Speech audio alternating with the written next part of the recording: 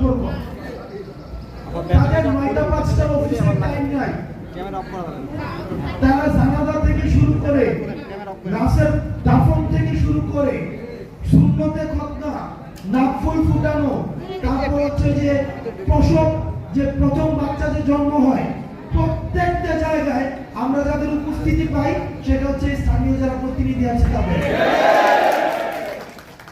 আপনারা যেহেতু 9টা 5টার অফিস করেন না, সুতরাং আমার স্থানীয় প্রতিনিধি হতে হবে এমন প্রতিনিধি যার সাথে আমার প্রতিদিন চায়ের দোকানে দেখা হবে, যার সাথে আমার বাজারে গেলে দেখা হবে, যাকে ফোন দেওয়ার জন্য, যার বাড়ি যাওয়ার জন্য, যার বাড়িতে গিয়ে আমি দুপুরের আগে যদি যাই তাহলে আমি দুপুরের খাবারটা খেয়ে আসতে পারবো, তার সাথে আমার সম্পর্কটা হবে এমন। আমার দাদা, আমার নিজের দাদা স্থানীয় জনপ্রতিনিধি ছিলেন। আমি দেখেছি আমার বাসার মধ্যে কখনোই, আমাদের বাসায় যে যতজন মেম্বার 7 জন 8 জন, কখনো 7 জন 8 জনের ভাত রান্না করা হতো না। সব সময় 15-20 জনের ভাত রান্না করা হতো। কারণ আমার দাদা যখন বাজারে যাইতো তখন 2 জন মানুষ নিয়ে আসতো, আমার জেঠা গেলে সাথে 3 জন মানুষ আসতো, আমার বাবার সাথে 2 জন মানুষ আসতো। এই যে সামাজিক হৃদ্যতাটা, শুধুমাত্র যে জনপ্রতিনিধি আমাদের শাসন করবে, আমাদের বাজেট দিবে, আমাদের সমস্যার সমাধান করবে, শুধুমাত্র এটাই না, বরং আমাদের যে সোসাইটিকে একসাথে ধরে রাখার যে ব্যাপারটা, এই যে এখন শহরে, আমাদের শহরে একটা ফ্ল্যাটের মধ্যে আমরা থাকি, এক রুমে কি হয় আর এক রুম কিচ্ছু জানে না। এক রুমে একটা মা থাকে, আরেক রুমে সন্তান থাকে, আরেক রুমে হাজবেন্ড ফেরত অফিস করে 9টা 5টায় তারা থাকে, কারোর সাথে কারো দেখা হয় না। কাজের মহিলা রান্না করে যার যার মতো করে সে খায়। এই যে আমাদের সামাজিক হৃদ্যতাটা নষ্ট হয়ে গিয়েছে, একটাই যে জনপ্রতিনিধি এই কাজটা অন্তত করে। সুতরাং এই 9টা 5টার অ্যাডমিনিস্ট্রেটিভ অফিসার দিয়ে এই জনপ্রতিনিধির অভাব কোনোদিনও পূরণ করা সম্ভব না। দ্বিতীয়ত, আমরা আমাদের জায়গা থেকে দেখেছি আপনারা এই যে 1700 ফেসিবাদ বিরোধী আপনারা যারা জনপ্রতিনিধি ছিলেন, আমরা আপনারা 3 কোটি মানুষের প্রতিনিধিত্ব করছেন। যেই 3 কোটি মানুষ ফেসিবাদের বিপক্ষে গিয়ে আপনাদের পক্ষে অবস্থান নিয়েছিল, আজকে যদি আপনাদেরকে সরিয়ে দেওয়া হয় তাহলে তাদের সেদিনের অবস্থানটাকে ভুল প্রমাণ করা হবে। সেই জায়গা থেকে আমরা চাইব, আমরা এই বিষয়ে আমাদের যে এলজিআরডি মন্ত্রী রয়েছেন আসিফ মাহমুদ, আমাদের জুনিয়র আমার ছোট ভাই এখন মন্ত্রী মহোদয়, আমরা এই আসিফ মাহমুদকে অবশ্যই আমরা অ্যাপ্রোচ করব এটা নিয়ে দ্রুততম সময়ে একটা কমিশন। আমি আমার চাচার কাছে আমার সমস্যা বলতে চাই, আমি আমার ভাইয়ের কাছে আমার সমস্যা বলতে চাই, আমি আমার খালুর কাছে আমার সমস্যা বলতে চাই। আমার গ্রামের একটা মহিলা, আপনি দেখবেন একটা ঘুমটা অর্ধেক দিয়ে রাখে, কথা বলতে লজ্জা পায়, এই পিছনে ফিরে কথা বলে সমস্যাটা বলে, আবার বলতে চায় না। ওই মহিলাকে তো আপনি কখনোই আপনি একজন অ্যাডমিনিস্ট্রেটিভ অফিসারের কাছে পাঠাতে পারবেন না। ওখানে তালাকের ইস্যু আছে, জন্ম নিবন্ধনের ইস্যু আছে, কিছুদিন পরে স্কুলের ভর্তি শুরু হবে, এই যে কিছুদিন পরে কিন্তু শুরু হবে, এই যে স্কুলের ভর্তি শুরুটা হইলেই জন্ম নিবন্ধন লাগবে।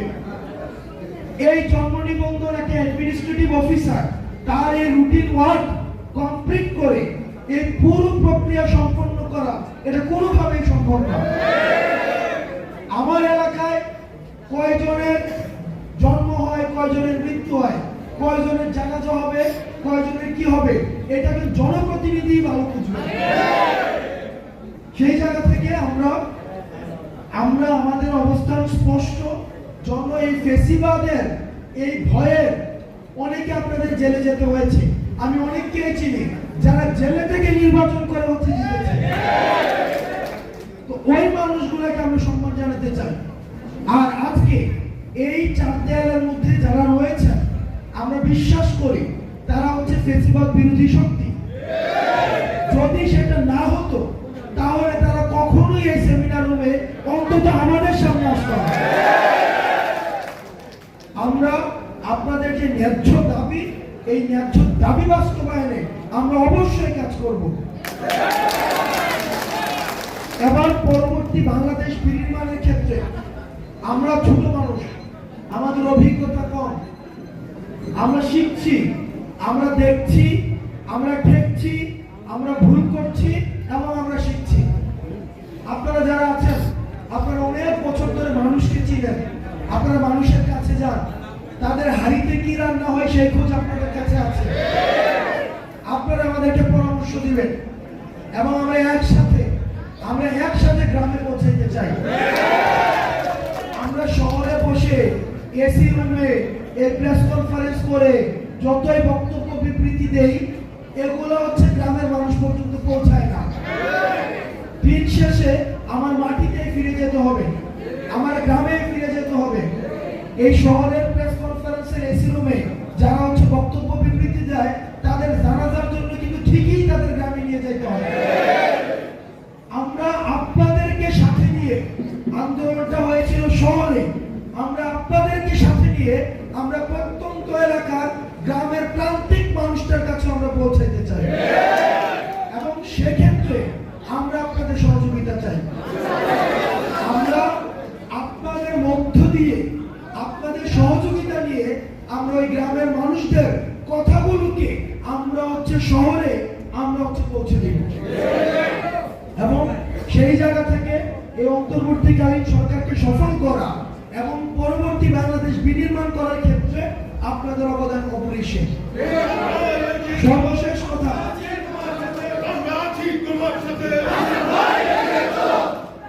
আচ্ছা আপনারা আমার সাথে, আপনারা এই বাংলাদেশের সাথে থাকলে হয়েছে, আপনারা এই বাংলাদেশের পক্ষে থাকেন, আপনারা নিজের সাথে থাকেন।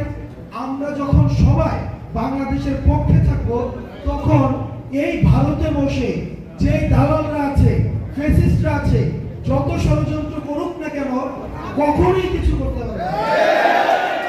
কারণ হাসিনার পক্ষে সবাই ছিল আর তারা বাংলাদেশের পক্ষে ছিল না, যার কারণে তাদেরকে পালাই যেতে হয়েছে। সর্বশেষ কথা, আমি হয়তো আপনাদের কারো ভাতিজা, আমি আপনাদের কারো ছোট ভাই, আমি আপনাদের কারো সন্তান তুল্য, আমি আপনাদের কারো নাতির বয়সের।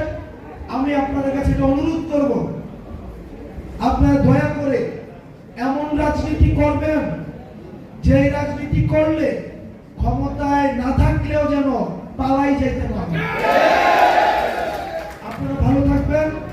আপনাদের সাথে আমাদের 56,000 এই যে বর্গমাইল, 1,47,000 এই যে কিলোমিটারের আমাদের যে বাংলাদেশ রয়েছে, টেকনাফ থেকে তেতুলিয়া, রূপসা থেকে পাথুরিয়া, প্রত্যেকটা গ্রামে আপনাদের মাধ্যমে দেখা হবে।